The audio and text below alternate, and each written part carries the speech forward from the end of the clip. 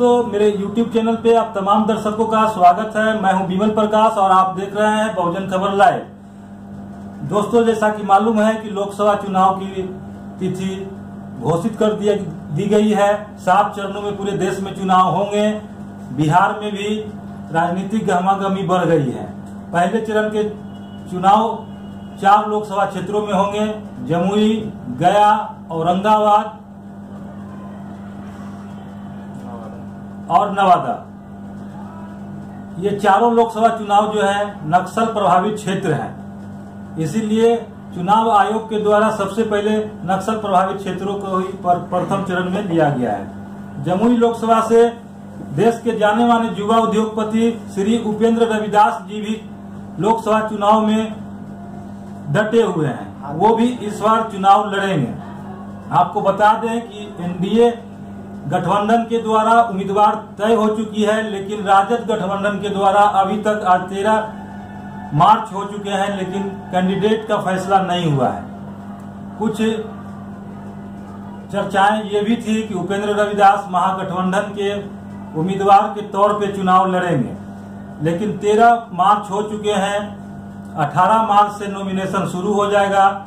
25 मार्च तक नॉमिनेशन का अंतिम तिथि है एवं 26 मार्च को स्क्रूटनी होगा। ऐसे में उपेंद्र रविदास जी से जानेंगे कि ये क्या निर्दलीय लड़ेंगे या किसी पार्टी के चुनाव चिन्ह सिंबल पे लड़ेंगे। उपेंद्र रविदास जी, मेरे चैनल पे आपका स्वागत है। आप बताएं कि इस बार भी क्या आप 2014 की तरह निर्दलीय उम्मीदवार के रूप में लड़ेंगे या किसी पार्टी के सिंबल पे लड़ेंगे?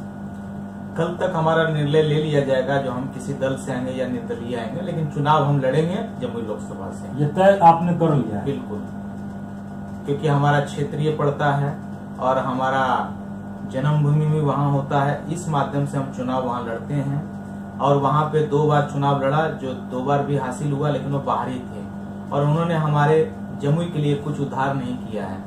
वहाँ का कैपिटल लेके भाग जाते हैं बाहर और वहाँ इस्तेमाल करते हैं। लेकिन मैं जमुई में कैपिटल लाने की बात करता हूं और इसलिए मैं चुनाव लड़ना चाहता हूं। वहां का बेरोजगारी चरम पे है।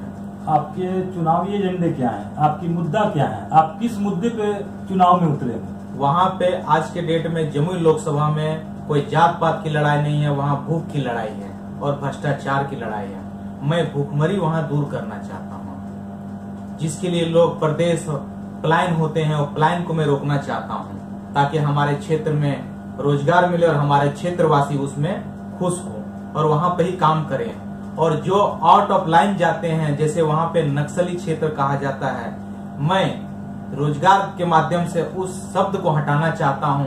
जो अगर किसी को रोजगार मिलेगा तो गलत लाइन में नहीं जाएंगे और यह सब होने के कारण हमारे क्षेत्र का नाम बदनाम होता है, हमारे समाज का नाम बदनाम होता है। मैं उसको रोकना चाहता हूं। आप जमुई का झाझा के रहने वाले हैं, आप वहाँ के स्थानीय निवासी हैं। हाँ।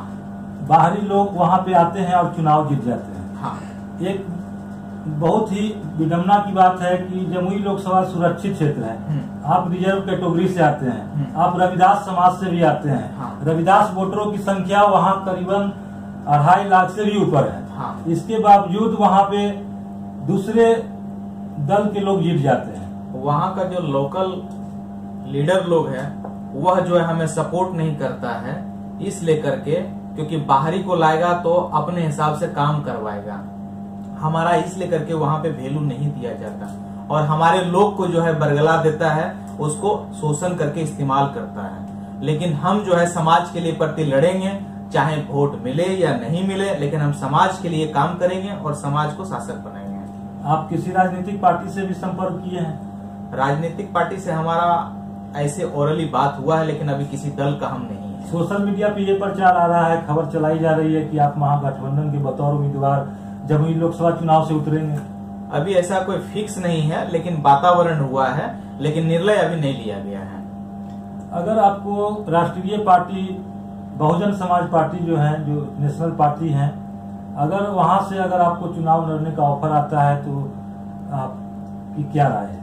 हमारे मान्यवर कांसीराम जी का पार्टी, हम तो उसको तहे दिल से स्वागत करते हैं, उस पार्टी को स्वागत करते हैं, उस पार्टी का पदाधिकारी को करते हैं। अगर हमारा जैसा इंसान को मौका दिया जाता है